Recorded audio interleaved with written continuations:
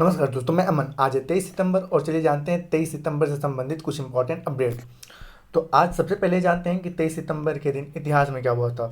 तो आपने पता है भारत और पाकिस्तान के बीच 1965 का युद्ध, जिसकी शुरुआत हुई थी 5 अगस्त को और समाप्त हुआ यह 23 सितंबर 1965 को। हालांकि इसकी पृष्ठभूमि मार्च में ही रच दी गई थी, लेकिन ऑफिशियल तौर पर इसकी शुरुआत 5 अगस्त को होती है और संयुक्त राष्ट्र के घोषणा पत्र के बाद यह 23 सितंबर 1965 को यह युद्ध समाप्त होता है।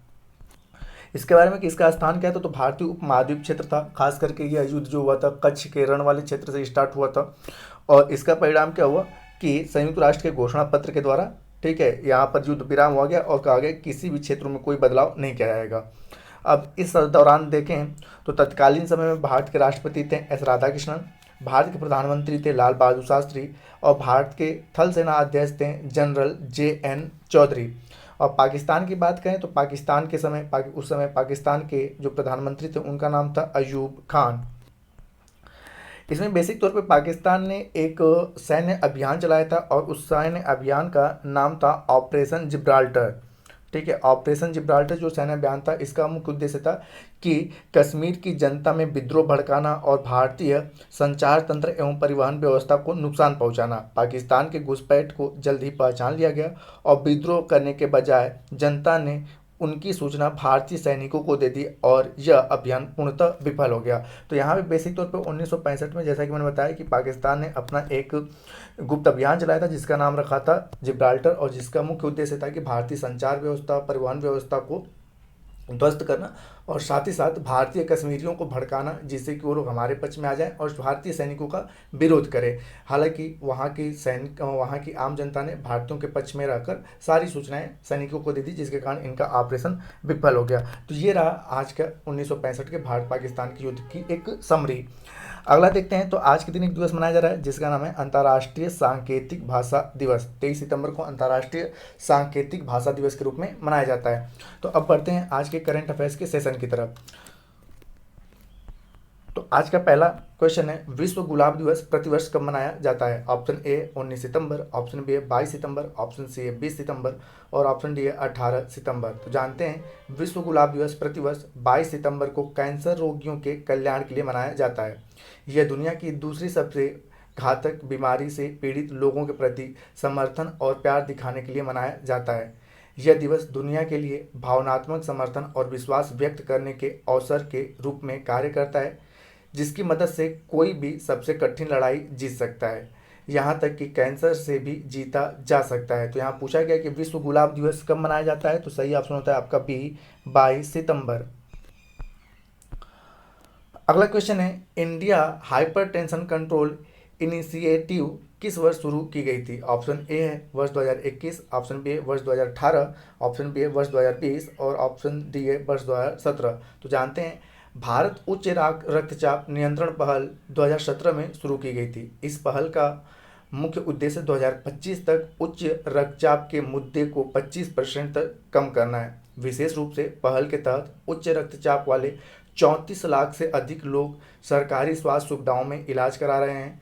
भारत ने अपने इंडिया हाइपरटेंशन कंट्रोल इनिशिएटिव के लिए संयुक्त राष्ट्र का पुरस्कार भी जीता है। तो यहाँ पूछा गया है कि इंडिया हाइपरटेंशन कंट्रोल इनिशिएटिव किस वर्ष शुरू किया गया? तो सही ऑप्शन होता है आपका डी वर्ष 2017।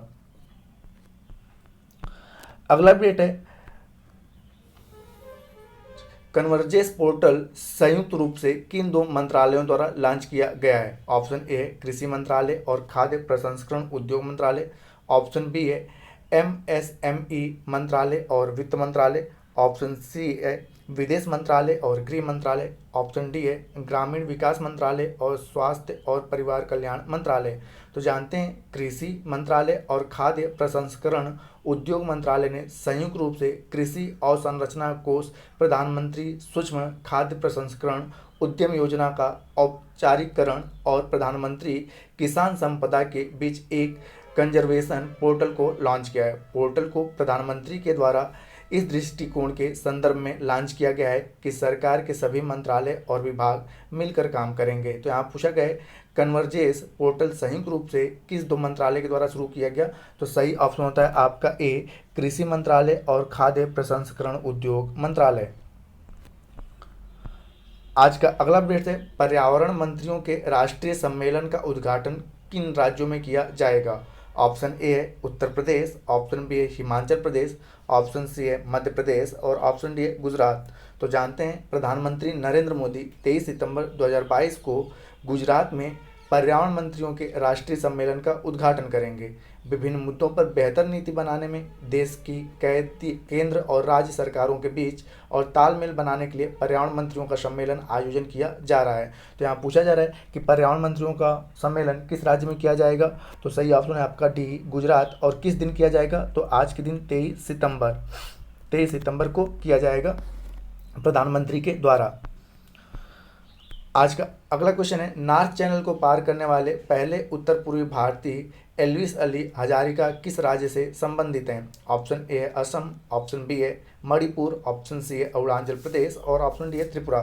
तो यहाँ पर जानते हैं असम के एक वरिष्ठ तैराक Elvis Ali Hazarika north channel को पार करने वाले पहले उत्तर पूर्वी तैराक बन गए हैं। वह नार्थ चैनल को पार करने वाले सबसे उम्रदराज भारतीय तैराक भी बन गए हैं। एल्विस और उनकी टीम ने इस उपलब्धि को हासिल करने के लिए 14 घंटे 38 मिनट का समय लिया। उत्तर पूर्वी उत्तरी आयरलैंड और दक्षिणी पश्चिमी स्कॉटलैंड के बीच नॉर्थ चैनल जल डमरू है। तो यहाँ पूछा गया है कि नॉर्थ चैनल को पार करने वाले एल्विस अली का संबंध भारत के किस राज्य से है? तो सही ऑप्शन होता है आपका ए असम से। और इनके साथ ये भी हो गया है कि नॉर्थ चैनल को पार करने वाले सबसे उम्रदराज भारतीय भी यह बन गए हैं और इन्होंने यह चैनल 14 घंटे 38 मिनट में पार किया। ठीक है, यहाँ पे नॉर्थ चैनल की बात की जाए तो नॉर्थ चैनल जो है उत्तरी आयरलैंड, उत्तर पूर्वी उत्तरी आयरलैंड और दक्षिण पश्चिमी स्कॉटलैंड के बीच नॉर्थ चैनल जलडमरू स्थित है। अगला अपडेट है, विश्व अल्जाइमर दिवस प्रतिवर्ष कब मनाया जाता है? ऑप्शन ए है 19 सितंबर, ऑप्शन बी है 22 सितंबर, ऑप्शन सी है 21 सितंबर और ऑप्शन डी है 23 सितंबर। तो जानते हैं विश्व अल्जाइमर दिवस प्रतिवर्ष 21 सितंबर को मनाया जाता है। अल्जाइमर एक मस्तिष्क विकार है जो किसी व्यक्ति की याददाश्त और सोचने की क्षमता को नष्ट कर देता है। इस दिन चिकित्सक समस्या पर चिंतन करते हैं और इसे नियंत्रित करने या रोकने के तरीकों को सुझाते हैं। तो पूछा गया है विश्व अल्जाइमर दिवस कब मनाया जाता है? तो सही ऑप्शन होता है आपका सी 21 सितंबर। आज का अंतिम अपडेट है, सीएम द हैसी वेब पोर्टल किस राज्य द्वारा शुरू किया गया है? ऑप्शन ए है असम, ऑप्शन बी है त्रिपुरा, ऑप्शन सी है मणिपुर और ऑप्शन डी है अरुणाचल प्रदेश। तो जानते हैं मणिपुर के मुख्यमंत्री एन वीरेन सिंह ने इम्फाल में web portal CM da Haisi launch किया, जिसका अनुवाद सीएम को सूचित करना है। यह सुविधा आम जनता से शिकायतों को इकट्ठा करने और उसके समाधान में मदद करेगी। साथ ही विशेष रूप से शिकायतकर्ताओं द्वारा शिकायतों की स्थितियों की भी जांच की जा सकती है। तो यहाँ पूछा गया है सीएम दहैसी, जिसका कि हिंदी वर्ड होता है सीएम को सूचित करें, नामक योजना किस राज्य में शुरू किया गया? तो सही ऑप्शन होता है आपका सी मणिपुर, जिसके मुख्यमंत्री एन वीरेन सिंह हैं। तो दोस्तों आज के लिए इतना ही। अब समय है कल के पूछे गए क्वेश्चन का आंसर बताने का। तो कल आपसे पूछा गया था कि वर्तमान समय में प्रसार भारती के सीईओ और दूरदर्शन के महानिदेशक कौन है? तो यहाँ पे सही उत्तर था मयंक कुमार अग्रवाल। तो जिन्होंने भी सही उत्तर दिया उनके लिए बधाई। अब आज का क्वेश्चन है कि भारत में पर्यावरण मंत्रियों का सम्मेलन किस राज्य में किया जाएगा? भारत में पर्यावरण मंत्रियों का सम्मेलन किस राज्य में किया जाएगा? तो इसका आंसर आप हमें कमेंट बॉक्स में दे सकते हैं। आपके कमेंट का हमें इंतजार रहेगा। तो दोस्तों वीडियो के अंत तक बने रहने के लिए धन्यवाद। मिलते हैं जल्दी नेक्स्ट वीडियो में। और इस पीडीएफ को प्राप्त करने के लिए आप हमारे टेलीग्राम से जुड़ सकते हैं, जिसका लिंक वीडियो के डिस्क्रिप्शन में दिया हुआ है।